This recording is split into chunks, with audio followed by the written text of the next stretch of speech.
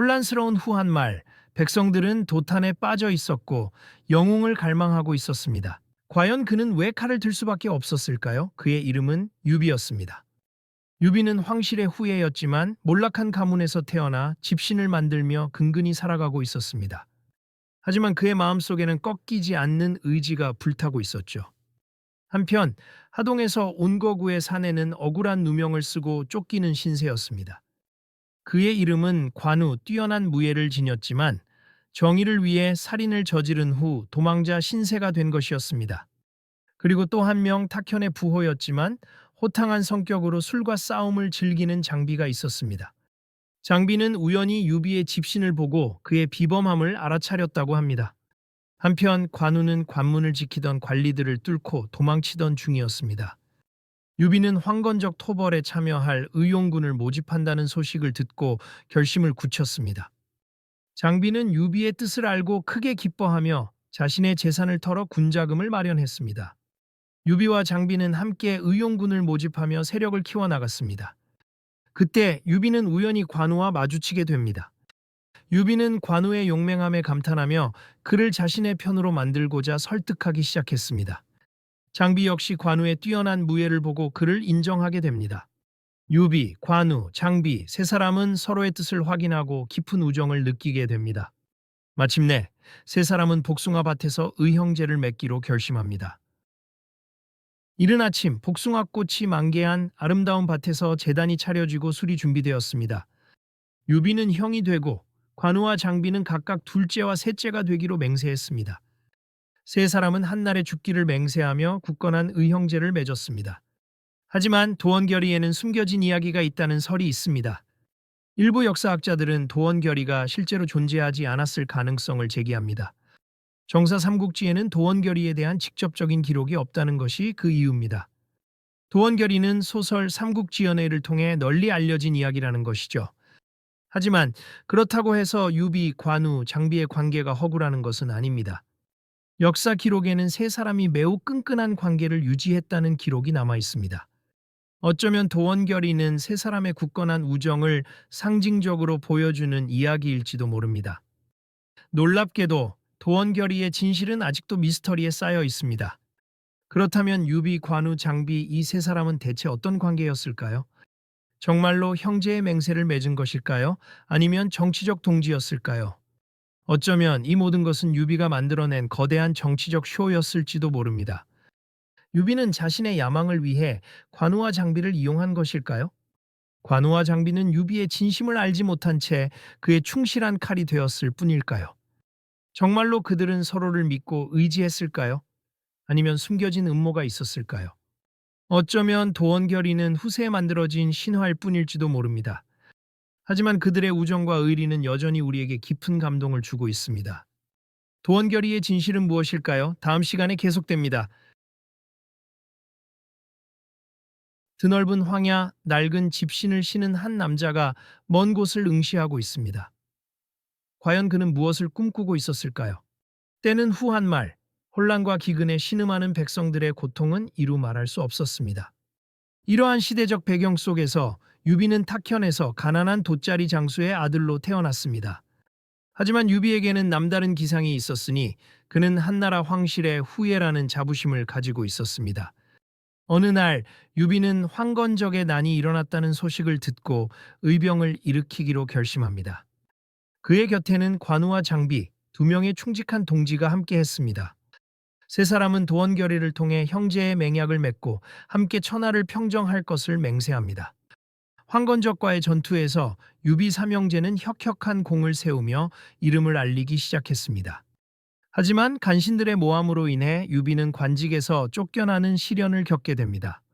그럼에도 불구하고 유비는 백성을 위한 마음을 버리지 않고 떠돌이 생활을 이어갑니다. 조조에게 의탁하기도 하고 원소에게 몸을 의지하기도 하는 등 그의 삶은 파란만장했습니다. 그러던 중 유비는 서서라는 인재를 만나 제갈량을 청어받게 됩니다. 유비는 삶고 초력 끝에 제갈량을 얻게 되고 비로소 천하를 경영할 발판을 마련하게 됩니다. 제갈량은 융중책을 제시하며 유비에게 천하삼분지계를 설파합니다. 적벽 대전에서 유비는 송원과 연합하여 조조의 대군을 격파하는 데 결정적인 역할을 합니다. 이후 유비는 형주를 기반으로 세력을 확장하며 총나라 건국의 기반을 다집니다. 하지만 그의 앞길에는 수많은 난관이 기다리고 있었습니다. 조조와의 끊임없는 전투, 송원의 배신, 그리고 사랑하는 동지들의 죽음까지. 관우가 죽자 유비는 복수를 위해 오나라를 공격하지만 이릉대전에서 대패하고 맙니다. 결국 유비는 백제성에서 병을 얻어 세상을 떠나게 됩니다. 죽음을 앞둔 유비는 아들 유선에게 제갈량을 스승으로 삼아 따르라고 유언합니다. 유비의 죽음은 촉한에게 큰 슬픔을 안겨주었지만 그의 꿈은 제갈량에 의해 이어지게 됩니다. 그렇다면 유비는 과연 성공한 영웅이었을까요? 그는 한실부흥이라는 이상을 쫓았지만 결국 뜻을 이루지 못했습니다. 하지만 그의 인간적인 매력과 백성을 향한 헌신은 많은 사람들의 마음을 사로잡았습니다. 유비는 비록 왕조를 재건하지 못했지만 그의 정신은 영원히 사람들의 기억 속에 살아 숨쉬고 있습니다. 과연 유비의 삶은 실패였을까요? 아니면 또 다른 의미의 성공이었을까요? 역사는 끊임없이 질문을 던집니다. 그리고 그 답은 바로 당신에게 달려 있습니다. 칼날이 춤추는 전장, 붉은 얼굴의 장수가 홀로 적진을 누빕니다. 과연 그는 누구일까요? 그는 바로 삼국지 최고의 영웅 중 한 명, 숭배받는 신, 관우입니다. 하지만 관우의 시작은 미천했습니다. 그는 원래 죄를 짓고 도망 다니던 도망자였죠. 우연히 유비와 장비를 만나 의형제를 맺고 그의 인생은 완전히 바뀌게 됩니다. 황건적의 난이 일어나자 관우는 유비, 장비와 함께 혁혁한 공을 세우며 이름을 알리기 시작합니다. 수많은 전투에서 용맹을 떨치며 관우는 단숨에 최고의 무장 반열에 오릅니다. 하지만 조조에게 패배하고 포로로 잡히는 굴욕을 겪기도 합니다. 조조는 관우를 회유하기 위해 온갖 수단을 동원하지만 관우의 마음은 흔들리지 않았습니다. 결국 관우는 조조에게 작별을 고하고 유비에게 돌아가기로 결심합니다. 천리길을 홀로 달려 5관문을 돌파하는 오관참육장의 이야기는 너무나 유명하죠. 유비와 제외한 관우는 다시 한번 촉한의 건국을 위해 헌신합니다. 적벽대전에서는 조조군을 화용도로 몰아넣어 섬멸하는 데 큰 공을 세웁니다. 하지만 형주를 지키던 중 오나라의 기습을 받아 최후를 맞이하게 됩니다. 관우의 죽음은 유비에게 큰 충격을 안겨주었고 이는 촉한 멸망의 간접적인 원인이 되기도 합니다. 관우는 죽었지만 그의 의로운 정신은 후대에 길이 남았습니다. 그는 충의와 용맹의 상징으로 추앙받으며 신으로까지 승격됩니다. 상인들은 사업의 번창을 기원하며 관우를 모셨고 무인들은 그의 용맹을 본받고자 했습니다. 심지어 도교에서는 관우를 숭배하여 관성제군이라는 칭호를 내리기도 했습니다. 하지만 일각에서는 관우의 성격에 대한 비판적인 시각도 존재합니다. 자존심이 지나치게 강하고 오만하며 융통성이 부족했다는 것이죠. 실제로 관우는 형주를 지키는 동안 주변 세력과의 관계를 소홀히 하여 스스로 고립을 자초했습니다.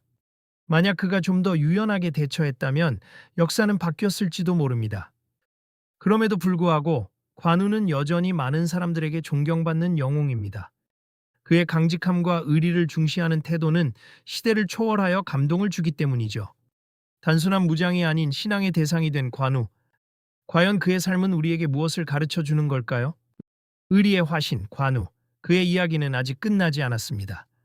그런데 말입니다. 관우의 숨겨진 비밀이 하나 더 있다는 사실 알고 계셨나요? 과연 그는 어떻게 그 절체절명의 위기에서 조조의 100만 대군을 막아설 수 있었을까요? 때는 서기 208년, 유비는 형주를 근거지로 세력을 확장하고 있었습니다. 하지만 조조는 호시탐탐 유비를 노리고 있었죠. 결국 조조는 대군을 이끌고 유비를 공격하기 시작합니다. 유비는 급히 군사를 이끌고 백성들과 함께 남쪽으로 피난길에 오릅니다.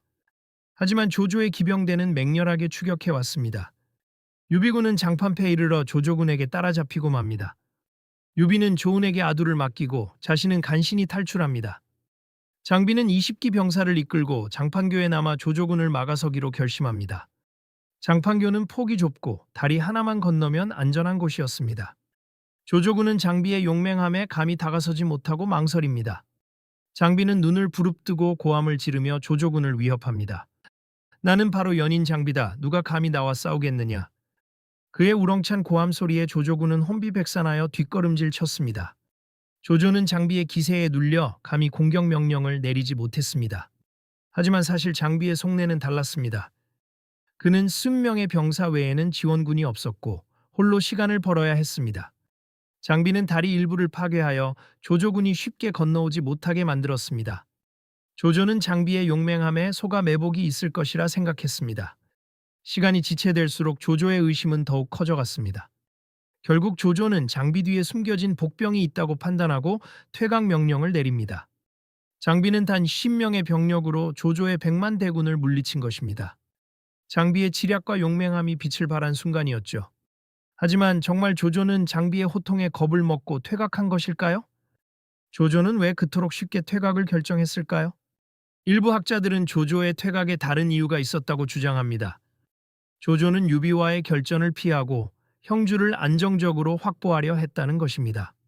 장비의 호통은 조조의 퇴각을 위한 명분이었을지도 모릅니다. 진실은 역사 속에 묻혀 있지만 장비의 용맹함은 영원히 기억될 것입니다. 장판파의 호통은 단순한 용맹의 표출이었을까요? 아니면 치밀하게 계산된 전략이었을까요? 어쩌면 장비조차도 자신의 행동이 가져올 결과를 예상하지 못했을지도 모릅니다. 하지만 분명한 것은 그의 용기가 역사의 흐름을 바꿨다는 사실입니다. 자, 이제 우리는 또 다른 질문에 직면하게 됩니다. 장비는 정말 만인지적이었을까요? 그의 용맹함 뒤에 숨겨진 인간적인 고뇌는 없었을까요? 어쩌면 우리는 영웅의 이면을 제대로 보지 못하고 있는 것은 아닐까요? 다음 시간에는 장비의 숨겨진 이야기, 그리고 삼국지 영웅들의 또 다른 면모를 파헤쳐 보겠습니다. 과연 그들의 진실은 무엇일까요?